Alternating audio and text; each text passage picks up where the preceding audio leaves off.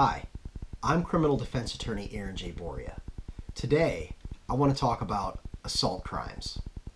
More specifically, I want to talk about defenses to assault crimes. The first and most common defense to any assault crime is self-defense. If the jury believes you were acting in self-defense, they must find you not guilty. At the trial, the prosecutor will have to prove two things. One, that beyond a reasonable doubt, you were assaulting another person. Two, beyond a reasonable doubt, you were not acting in self-defense. Once you've suggested that you were acting in self-defense, the burden is not on you to prove it. The burden is on them to prove that you weren't acting in self-defense. The most common cases I can think of are bar fights or domestic violence cases where one individual attacks another, the police show up, and they charge the wrong person. I had a case in Holly where a client of mine was attacked by his live-in girlfriend. She was choking him, and she wouldn't stop, and finally he shoved her off and she hit the floor. She was fine. She called the police, blamed the whole thing on him, said that he had attacked her. Well, it came out in trial later. There was another roommate who could hear the scuffle, and it was very clear that our client was not the initial aggressor and that he was simply defending himself because she was scratching him, clawing him, and trying to choke him. And at trial, he was found not guilty, as he should have been. Another common defense is the defense of others. In a defense of others scenario, it's very similar to self-defense, except that the person is defending another person, a third party. I had a case where some people were out at a bar in the White Lake area, and as two groups of people were leaving the bar, my client's wife was being shoved and another man was coming after her in the parking lot.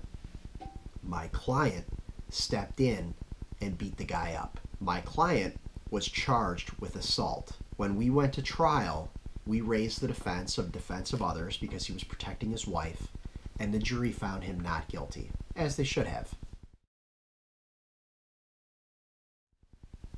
Another but less common defense to assault is an accident. People can get hit accidentally, people make mistakes, but in the case that I'm thinking of, I had a client who was accused of felonious assault. It was alleged by the complainant that he got into his car and then tried to run her over.